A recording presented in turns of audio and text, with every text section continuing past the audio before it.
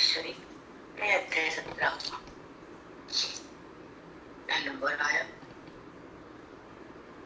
17 अध्यायाच्या ओळीतून सात्विक तप, राजस तप, तपाचं वर्णन करताना खूप सूक्ष्म बोलले आणि एका एका ओळीचा बोध, एका एका शब्दाचे निरूपण काय आहे ते आपण रोज करतो. ज्ञानेश्वरी काय ऐकायचे? ज्ञान प्राप्त होण्यासाठी आणि अज्ञान समाप्त करण्यासाठी, आपलं जीवन उजळवण्यासाठी आणि सुख भोगण्यासाठी, दुःख त्यागण्यासाठी, अहंभावाला संपवण्यासाठी आणि सहनमध्ये येण्यासाठी आपलं ज्ञानेश्वरीकडे आपण येतो. आपलं कल्याण हे बंधन, जन्म मृत्यूची साखळी बंद होते. मृत्यू आणि जन्म थांबतात. ज्ञानेश्वरीचं परम फल आहे. जे जन्म आणि मृत्यू तुमच्या पाठीमाग का लागले आणि आम्ही जन्मतो का आणि मृत्यू आम्हाला येतो का, याचं उत्तर कुणाला सापडत नाही आणि कोणी कुणाला विचारत पण नाही. आम्हाला जन्म का आणि मृत्यूला आलिंगन का पुन्हा?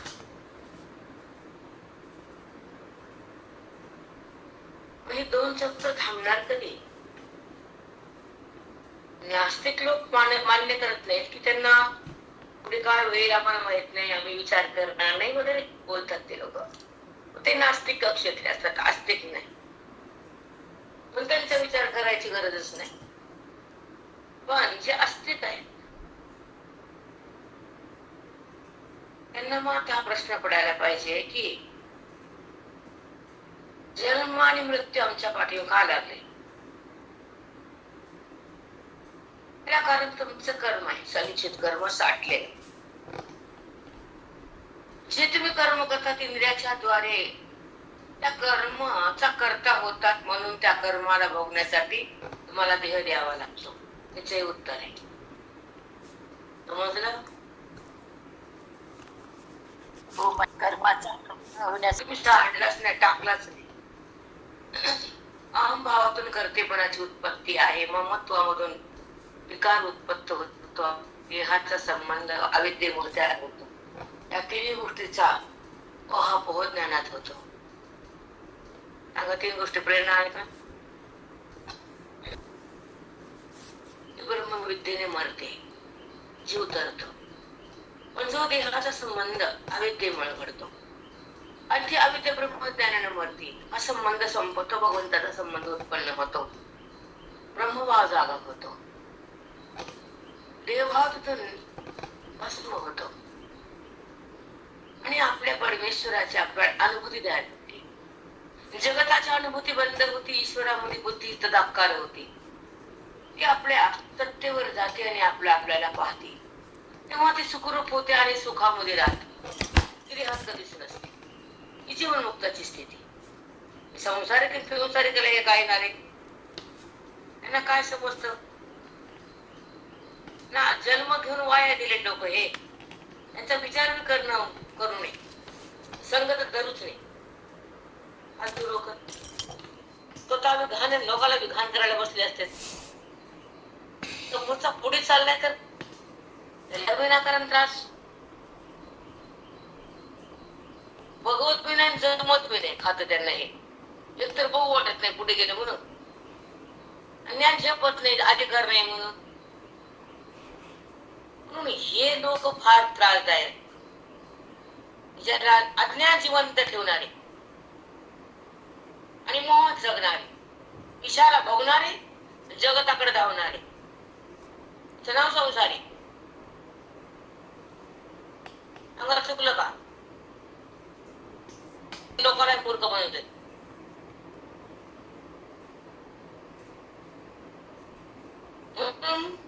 जो साधक आहे तो आपल्या महिमेत राहतो. साधना उच्च असते, ज्ञानाची स्थिती असते, सुखाची अनुभूती, परमात्म्याची ओळख, त्या खऱ्या हरीची.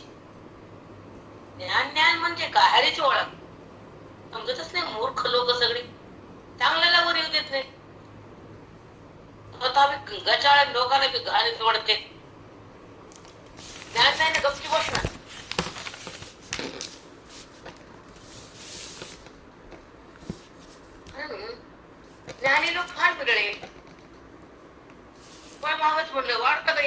मोठा विद्यार्थी एकही वाढत नाही, हाय ते जाते. एकच कारण आहे, इकडे याची पावरच नाही कुणाची.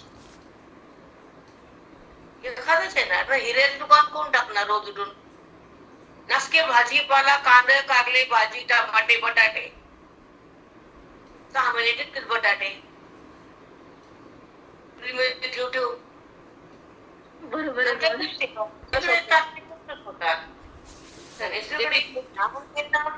ओवीचा भाव, बुद्धीच्या मध्ये अन्न टेस्ट आहे का काय? ज्ञानेश्वरीवर कमाई करणं नाव आहे गड्या, त्या नावाचा अवडंबर वेगळा का? ज्ञानेश्वरी बुद्धीला ठेवणं, ज्ञानेश्वरी ग्रहण करणं, अंतःकरणामधलं अहम हे बंद होणं आणि ओवीचं फल भोगणं. माऊली काय म्हणतात? ते अंतःकरणानं ग्रहण करणं, देहभाव बंद करणं, हे फल आहे. याचं मार्केट करू नका ना. ते कळतं कोणाला? चांगली होती तिकडेच मोडते. याचं मार्केटिंग आहे, तिथं जाऊन काय काय काहीच नाही म्हणून काहीच समजायला होऊन ना. आणि ह्या आता कलियुगातलेच पाप होणार आहेत. परमार्थाचं मार्केट अवडंबर आहे, सगळं अवडंबर चाललंय. जाऊ दे, ते बघणार आहे वरी, आपल्याला देणं घेणं नाही. पण वाईट वाटतं की मार्केट करतात हे लोक, कशाच्या नावाखाली कशाच्या नावाखाली. करू दे, कली काले चांगलं कुठं होणार आहे. अरे ज्ञानेश्वर पैसा कमवायचं त्यांचं साधन आहे, कमवू द्या बिचारे. वरी उत्तर द्यावं लागतंय. मग बघा काय होतं ते, मग बघा काय काय होतं ते. अवघड आहे. नंतर कोणाला ढोर बाजार झालाय, ढोर बाजार. भले भले वाहते तो, चांगले चांगले वाहून झाले. काय कलीचं महात्म्य आकर्षित करते तिकडं.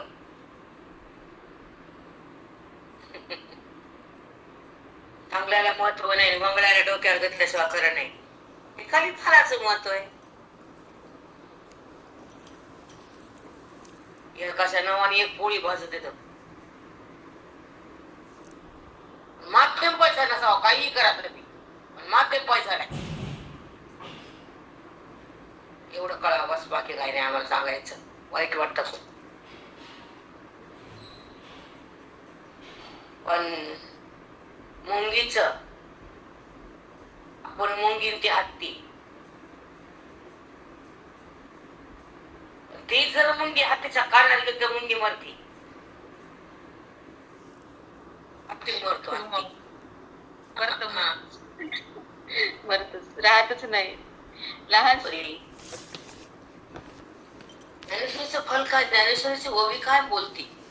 माऊलीच्या हृदयातलं मनोगत ती ओवी आहे. माऊलीला बोलायचं ती ओवी मध्ये लिहून ठेवलंय. कारण जे माऊलीचं मनोगत चंद्र सूर्य आहे तोपर्यंत पृथ्वीवर राहणारच. माऊलीचं मनोगत असे की जीवात्मा हा परमात्मा आहे, तो अनात्मा कसा बनला? जीवात्मा तर न मरणार आहे, तो मृत्यू पडतच चालला. जीवात्मा हा स्वयंवर आहे, देहाला कसं म्हणायला? हा जीवात्मा तर परमात्म्याच्या सोबत आहे, तो जगासोबत का राहिला? तो स्वतः स्वयंसिद्ध आहे, तो परावलंबी कसा म्हणायला? जीवात्माचं जर मूळ बघितलं तत्व आहे, त्याला ते का माहित नाही? स्वतःला कसा विसरला? हा विसरला स्वतःला, म्हणून जन्म आला. उत्तर आले की नाही? झाली जन्म मृत्यू गेले, अविवेकत्व फिटे, अविवेक फिटे, अनादित्व भेटे. त्याच्यावर महिना परत नाही बोलायला. महिना एका गटाचं काही बसली. अविवेक फिटे आणि अनादित्व भेटे. जे जीवाचा अनादिकालापासून ब्रह्मरूप आहे ते घेतलं नाही आणि तो देहापासून बाहेर निघाला नाही. जडाचा संबंध तादात्म्य संबंध त्याला सोडला. तादात्म्य म्हणजे मोह. वृत्ती विहारा माझून म्हणती त्याला म्हणतात तादात्म्य संबंध. वृत्ती भगवंताला जाणते तेव्हा त्याला म्हणतात ओवीचा संबंध. वृत्ती भगवंतात लीन होती त्याला म्हणतात महावाक्याचा संबंध. ते कळलं वळलं शब्द बोलायचं टुरटुर आणायचं चला म्हणायचं हिंगाणा उभा सोपं द्यायचंच नाही काही. मेंढराचा बाजार सगळा तीन वाक्य वाक्यातून जेव्हा बुद्धी जागृत होती तत्वमसी महावाक्याचा जेव्हा आपण बोध हृदयामध्ये घेतो अनात्म्याचा बाध होतो. हा जड संबंध जातो. वृत्तीला ते मी नाही कळत आणि त्या बोधानं वृत्ती स्वच्छ होती. अहंकाराला सोडून देते. ममत्व आणि अहम संपून टाकली. परमेश्वरामध्ये विलीन होती. स्वतःला स्वतः पाहती. जीवनमुक्त होती आणि भगवंताला आनंद देते. घरी ती आत्मस्थिती.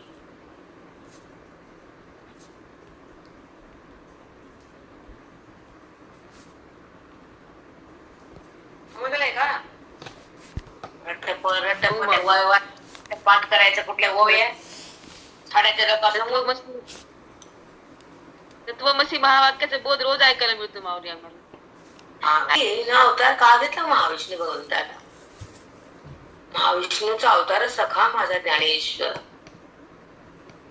जीवाच्या कल्याणासाठी आणि बुद्धीला ब्रह्म करण्यासाठी अनादिकालचा अहंकार भस्म करण्यासाठी जीवाला शिवत्व प्रदान करण्यासाठी भगवंताला बुद्धीमध्ये प्रगट करण्यासाठी ज्या अज्ञानाचा संबंध करणारा जीवात्मा दुःख भोगत होता आणि जगाकडे धावत होता, विषयाचा संबंध करत होता, तो संबंध नष्ट करण्यासाठी भगवंत माऊली ज्ञानोबराय मृत्यू लोकांमध्ये अवतीर्ण झाले. आनंदीमध्ये जिवंत समाधी घेतली. संजीवन म्हणतात त्याला. ते सांगत नाही तर दुसरा बाजार घरी देत. कमाईचं मार्केट नालायक सगळं.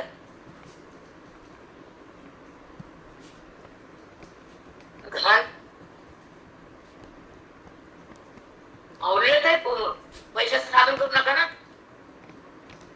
जरा तरी भ्या आहे बरी. मला म्हणे कोणी मन मनपणाने धरून गेले. शिवतले जैसे लवणे आपुले नीचा. शिवतले जैसे लवणे आपुले नीचा. लवण म्हणजे मीठ. मिठाचं मूळ स्वरूप म्हणजे पाणी आहे. त्या पाण्याला शिवतले म्हणजे शिवलं मीठ. स्पर्श केला ते मीठ राहतच नाही. तस ह्या ज्ञानाच्या माध्यमातून बुद्धी जर ब्रह्मस्वरूपाला मूळ स्वरूपाकडे गेली, मीठ त्याच्या मूळ स्वरूप पाण्याकडे गेलं तर ते राहत नाही, निज होत. तसं बुद्धी जर भगवंताकडे गेली तर त्या ईश्वरामध्ये तल्लीन होती. तिचं बुद्धी हे रूप राहतच नाही. समजते का? ते बी कळते की नाही? कडे गेली तर ती बुद्धिरूप बुद्धी राहतच नाही ना. आत्मस्वरूपच होते. ईश्वरात तल्लीन होते.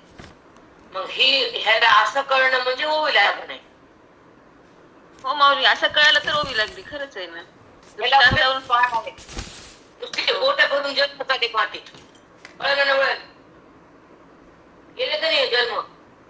1 शाट करा की 2 शाट करा, फरक काय? समजते ओवी? बंधन जात नाही, अहंपणा सुटत नाही आणि भगवंत भेटत नाही. 1 शाट करा की 1000 आठ करा. नुसता अवगुण अभिमान आहे. त्याला म्हणे समजावे घाम फुटते घाम.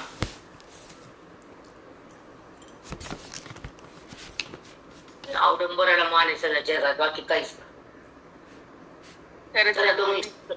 दुसरं उठती ते भाव जी इंद्रिय मार्गी धाव घेऊन ठाकावे गाव विषयांचे ते थके उठती ते भाव इंद्रिय मार्गी धाव. जी बुद्धी इंद्रियाच्या सोबत विषयाकडे धावते तिला मी भेटतो का? काय बोलतात माऊली? जेथची उठती जे भाव इंद्रिया मार्गी धाव. बघा, जे मुनी ठाकावे गाव विषयांचे ते. घेऊन टाकावे गाव विषयांचे ते. जी बुद्धी इंद्रियाच्या मार्गानं कुणीकडे गेली, विषयाकडे गेली, तर त्याला मी मिळत नाही, विषय मिळतात. जी बुद्धी श्रवणाच्या मार्गाने बोधाकडे आली, तिला मी मिळतो. सेम टू विरुद्ध आहे. जी बुद्धी विषयाकडे जाते, एक मिनिट, तेथते उठती ते भाव जेही इंद्रिय मार्गी धाव. जे अंतःकरणाचा भाव उठतो, ती बुद्धी इंद्रियाकडे जाते आणि विषयाकडे धाव, विषयाच्या गावाला जाऊन थांबते. माझ्याकडे येते का, असं ज्ञानोबराय बोलतात. छान सांगतात, प्रत्येक ओवीतून सांगतात, किती बोलतात, किती सांगावं असं वाटतं. खरंच किती दगड. भाव शुद्धीची असे आपेसी रोमशुची जैसी तळहाताची. रोमशुची, तळहातावर केस कधीच येत नाहीत. इंद्रियाकडे जाणाऱ्या बुद्धीला मी कधीच सापडत नाही. किती छान उदाहरण असं आणत आणत आणत भगवंतानं तळहाताकडे आणलं. आधी म्हणजे इंद्रियाकडे बुद्धी जाते, जातेच इंद्रियाच्याकडे बुद्धी. इंद्रियाच्या सोबत विषयाकडे जाते, विषयाच्या गावात राहते. माझ्यापाशी येते का, असं ज्ञानोबराय बोलले. नंतर म्हणजे तळहातावर रोम कधीच येत नाही, तो माझ्याकडे कधीच थांबत नाही, त्याला मी कधी माहितच नाही. भरभरून केलाय, अंतःकरणाचा अहंचा नाश कसा केलाय आणि बुद्धी आणि भगवंताचा एकत्वाचा साक्षात्कार कसा करून दिलाय. ज्ञानेश्वरी म्हणतात त्याला काय आंधळे हे जन बुडतसे जग. आंधळे हे जन देखविना डोळा म्हणून कळवळे येत असे.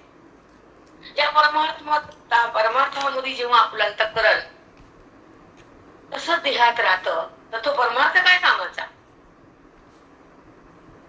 सांगा ना. पुनर्जन्म मृत्यू महाग येतो, कर्म तुमच्या सोबत राहतं, पुण्याचं खातं बनतं, तो परमार्थ काय कामाचा. जो अहंभाव तुमचा वाढतो, तो परमार्थ काय कामाचा. जन्माने अहंभाव टाकता येत नाही, ओवी कळत नाही, गीता समजत नाही. प्रस्थानत्रय ग्रंथ आपल्या हिंदू धर्माचे भागवत गीता आणि ज्ञानेश्वरी तिने चालवलेच नाही.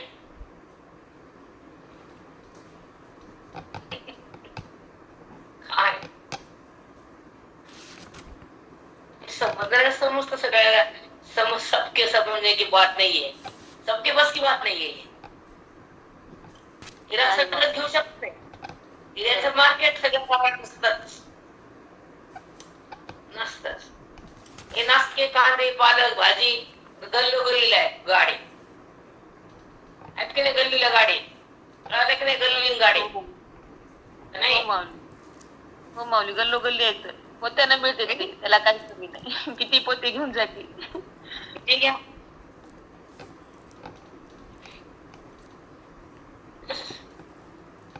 म्हणून जी मानसी भाव शुद्धीचे असे अपेसे.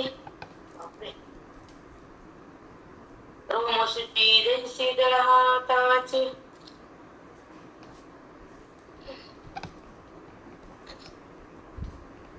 भाव शुद्धीचे अपेसे. ज्या अंतःकरणामध्ये संकल्पने विकल्पने झालेला अंतःकरण तो शुद्ध भाव झाला आणि संकल्प विकल्प बंद झाले की तिथं मी प्रगट झालो, असं ज्ञानोबरायण लिहून ठेवलं तरी कळत. काय बोलते हे मी समजत. समजून घ्या, पुढे चला, बदला स्वतःला, काहीतरी फायदा करून घ्या.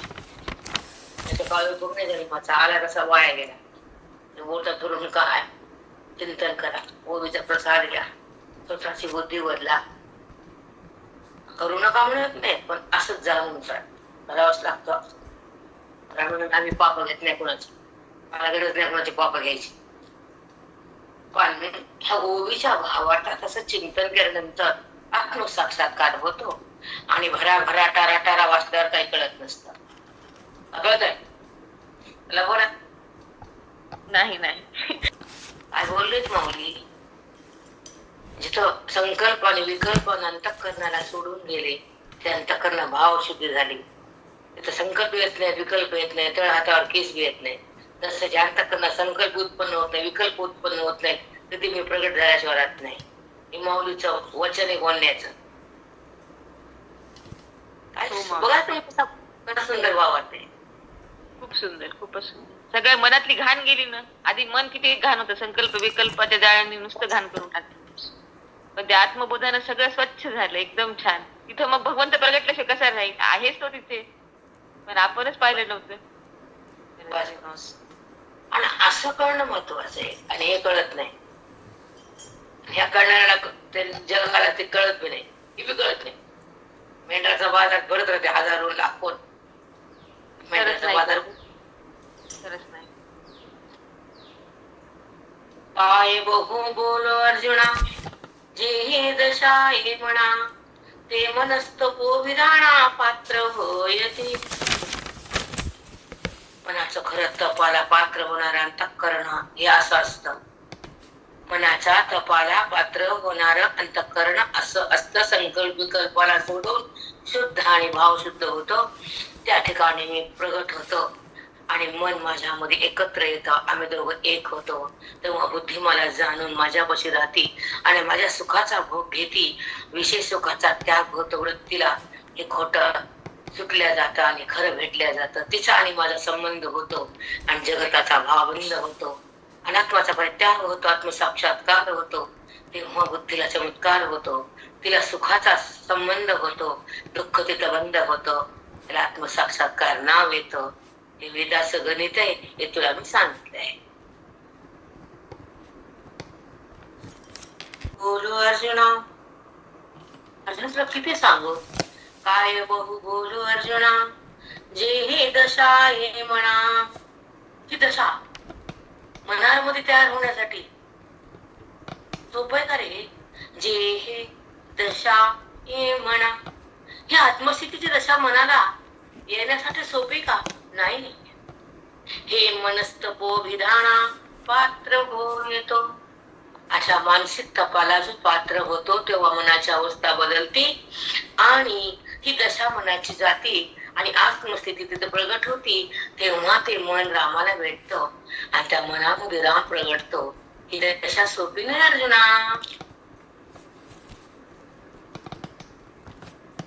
हे शब्द इथे ठेवा. विधाना, आताच मी काल प्रगटायला तेच बोलले, धाना पात्र होयते. तो त्या मानसिक तपाला मला प्राप्तीसाठी पात्र होतो. तेव्हा त्याला माझी भेट होते. तोपर्यंत नाही. परी ते असो हे जाण, मानस तपाचे लक्षण, देव म्हणे संपूर्ण सांगितले. बरं जाऊ दे अर्जुना, तुला मानसिक तपाचं लक्षण पूर्ण सांगून टाकलं. या मानसिक तपानंतर माझी प्रगट स्थिती होती आणि हे तर प्रत्येकानं करावं लागतं. संकल्प आणि विकल्पाला बंद करावं लागतं. विषयाच्या संबंधाला थांबवावं लागतं.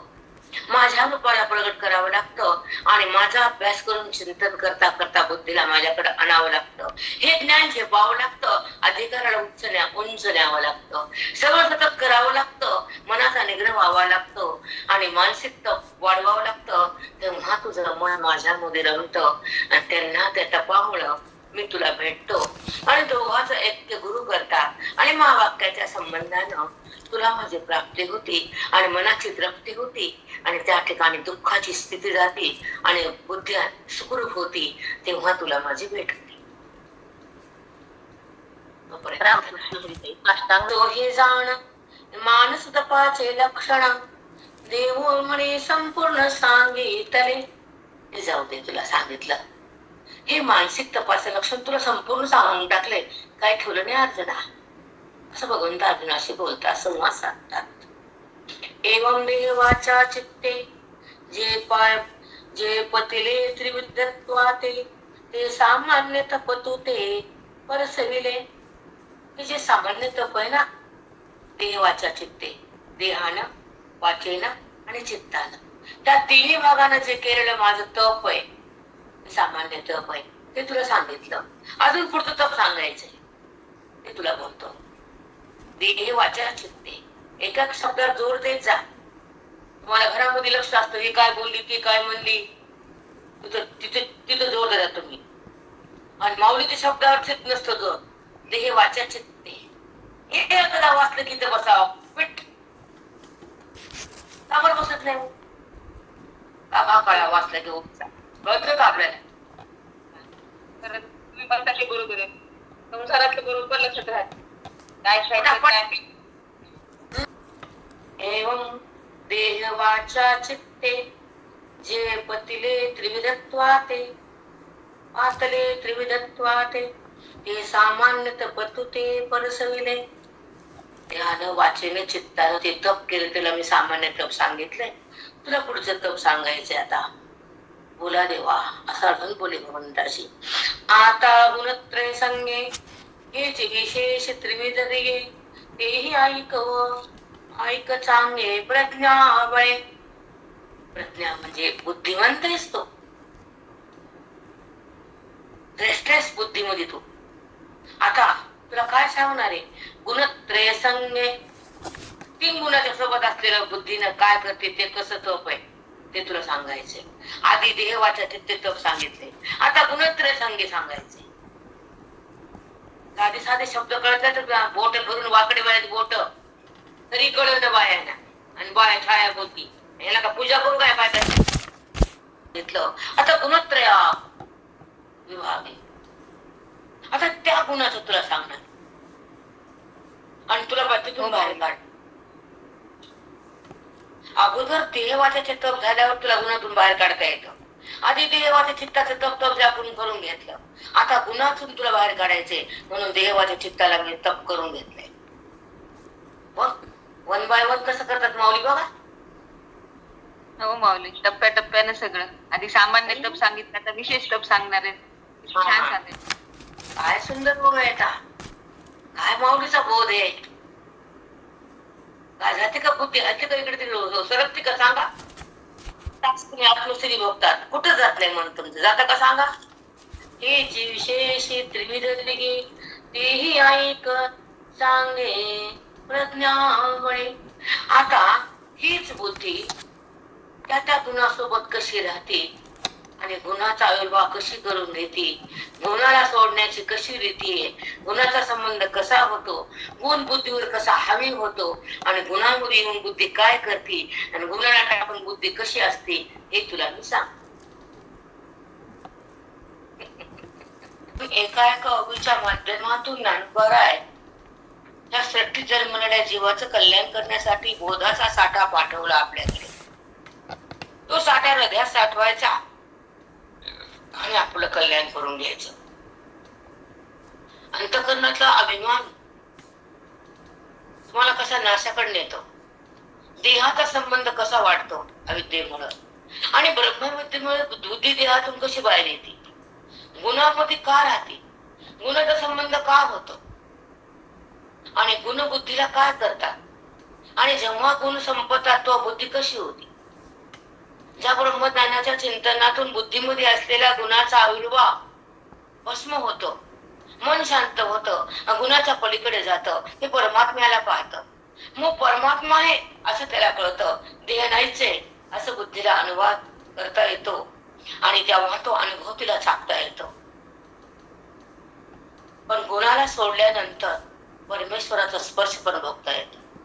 जेव्हा बुद्धी गुणात असती तर दुःख भोगावं लागतं, वृत्तीमध्ये विकार उत्पन्न होतो आणि व्यवहारात संबंध सतत होतो आणि दुःख हृदयामध्ये खेळत राहतं, मन संतप्त होतं, अविद्येचा मारा भोगावा लागतो. त्यावेळेस संबंध जडाचा उत्पन्न होतो. नसलेला उत्पन्न का तयार होतो? गुणामुळे. असलेला संबंध का जातो? बंधनामुळे. आहे तो संबंध का बंद होतो? अविद्येमुळे. नाही ते जगत प्रगट का होतं? भ्रमामुळे. अविद्येचं कार्य जगत आहे आणि त्याचं कारण अविद्या आहे. जेव्हा कारण मेलं तर कार्य संपलं.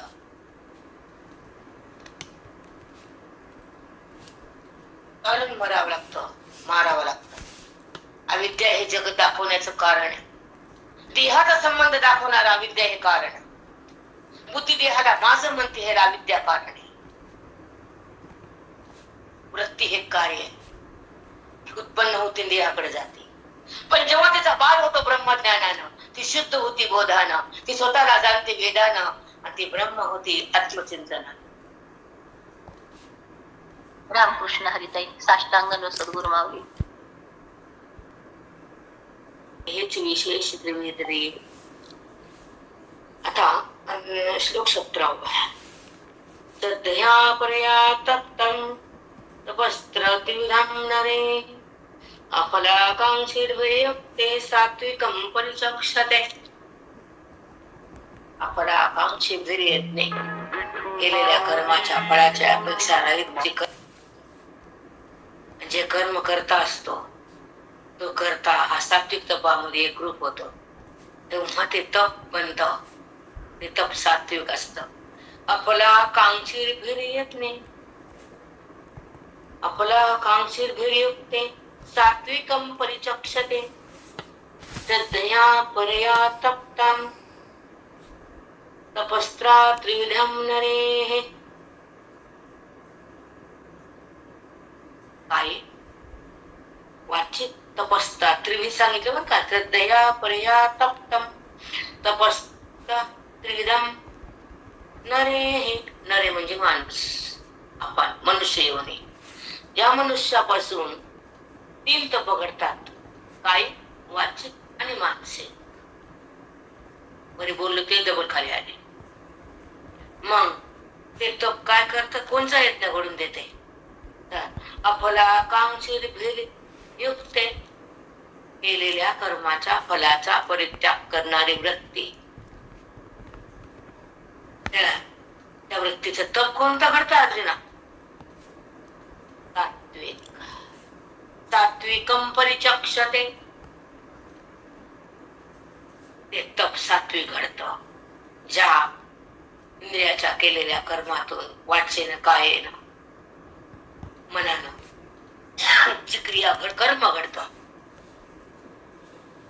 ते कर्म वाचेनं हे करायचं. देहानं केलं स्वयंपाक, माणसं जेवले वारकरी, मनानं ठरवलं वारकरी घालायचे 200, 500, 800, 1000. मनानं ठरवलं, देहानं कार्य केलं आणि बुद्धीनं कर्माला टाकून दिलं आणि फळाचा परित्याग केला. सात्विक तप म्हणते त्याला. रामकृष्ण हरिताई. साष्टांग ठरवलं देहाच्या द्वारे केलं. कायिक वाचिक. कायिक देह काया, वाचिक बोललं मला 100 लोक जीव घालायचे.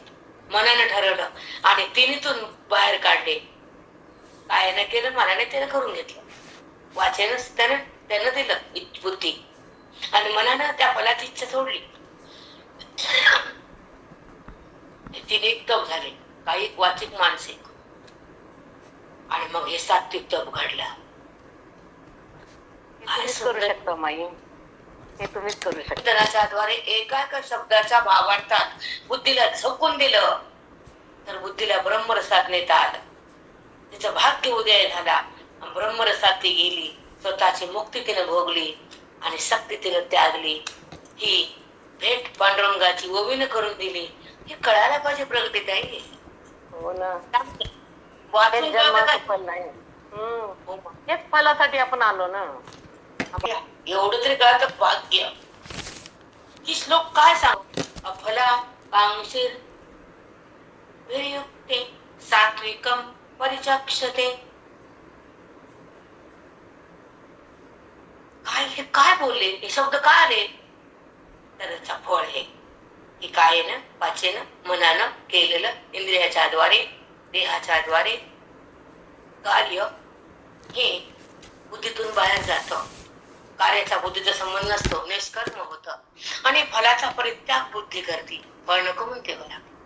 मग जेव्हा फळ तिने टाकलं बुद्धीनं तेव्हा ते सात्विक फळ तप बनतं आणि तेव्हा बुद्धीला मी कोण कळतं. तोपर्यंत नाही.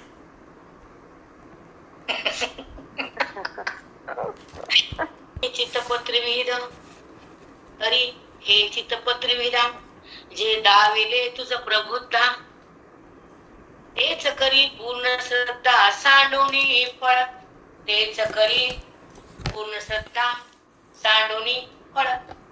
श्रद्धेनं कर्म करते आईनं वाचेनं मनाच्या द्वारे, पण फळ सांडून कर, तर तुला माझी प्राप्ती, तोपर्यंत प्राप्ती नाही. प्रबुद्धा बुद्धीने येऊ पूर्ण परंगत असलेला श्रेष्ठ बुद्धिमान प्रबुद्धा. भगवंत म्हणले तर अर्जुनाला, मला कोणी म्हणतं का प्रबुद्धा? म्हणलं का कोणी बुद्धिवाला, अधिकारयुक्त अंतःकरणवाला. तुला मी सांगायला, कारण तू वीर आहे, शूर आहे, श्रेष्ठ आहे, पावन आहे, पवित्र आहेस, मला प्रिय आहेस. भगवंताला प्रिय व्हावं, संताला प्रिय व्हावं. आपण संतांची आठवण काढणं गौण आहे, काढावीच लागते, पण संतांना आपली आठवण काढणं उत्तम आहे. असं पात्र व्हावं, त्यांना आपली आठवण काढावं, असं आपलं वागणं असावं, अधिकार असावं. ते म्हणते न का काढी ना आम्हाला करायचे काय या बाई हो कधीच नाही. असा दिवस कधी की बाई असा दिवस. अधिकार वाढायला आपण नाही बोलायचं, असं आपण पवित्र व्हायलो, आपण त्या बोधात चाललो. कृष्ण परमात्मा तुम्हाला बोध द्यायला, आम्ही निमित्त असतो. एवढं बोलणं माझ्या हातात आहे का? येडे झाले का तुम्ही? दुखो सुखो, झोपो न झोपो, मानसिक ताण असो नसो, तुम्हाला मी दनादन दनादन सांगते. का वाटत ते ज्ञानासाठीच बनलेलं असतं, पण काही कालांतराने ती प्राप्ती असते. ही जीवनमुक्ती ही सोपी नाही, ही अध्यात्माचा लाभ आहे, सहज नाही. मी कोण कळणं ही अवस्था साधी नाही.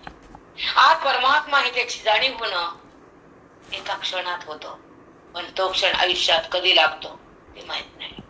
म्हणून सतत चिंतन करणं, श्रवण करणं, ज्ञानेश्वरीचा ओवीचा प्रेम हृदयात धरणं आणि संसाराचा प्रेम बंद होणं, त्याला अधिकारी सत्ता म्हणतात. अंतःकरणाची ह्या प्रेमाला थांबवणं आणि अंतःकरणामध्ये संतांचं, ग्रंथाचं, भगवंताचं प्रेम प्रगट होणं आणि आयुष्याची तपश्चर्या करून साधनेवर येणं आणि ज्ञानावर आरूढ होणं आणि अज्ञान संपवण्याचा आटोकाट प्रयत्न करणं, ही साधकाची दशा आहे.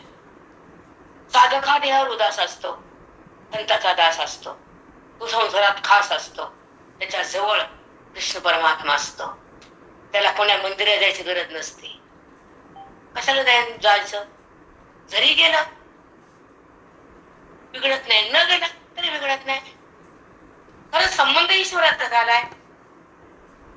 मग संबंध ईश्वराचा आहे, साक्षात्कार ज्ञानाचा आहे, अनुभव सुखाचा आहे, रस्ता परमार्थाचा आहे, मार्ग वेदाचा आहे आणि आविर्भाव सुखाचा आहे, ऐक्य ईश्वराचं आहे. बुद्धी जर भगवंतातच लीन आहे तर भगवंत भिन्न नाहीये. ती बुद्धी भगवंतातून अलग व्हायला तयार नाहीये, हा ज्ञान मार्ग आहे. पण तुम्हाला सांगावं लागतं, रोज वेगळं वेगळं पटवून द्यावं लागतं, कारण तुम्हाला झेपत नाही, कळत तर नाहीच नाही. आता आले लोक, तुम्ही तुम्हाला सांगू काय काय. ज्या वाक्याच्या द्वारे बुद्धी राम झाली, ब्रह्म झाली, ती भगवंतातून अलग होतच नाही. देहभाव तिला माहितच नाही, व्यवहार झाला विकार होतच नाही, जगत दिसून सत्य तो राहतच नाही आणि विरोधातून बाहेर येतच नाही. तुला कुठे जायचं, त्या कुठे यायचं? बोला. वीर आहेस, श्रेष्ठ आहेस, अधिकारी आहेस, शुद्ध अंतःकरणाने युक्त आहेस, पवित्र बुद्धीचा आहेस, म्हणून तुम्हाला प्रिय आहेस.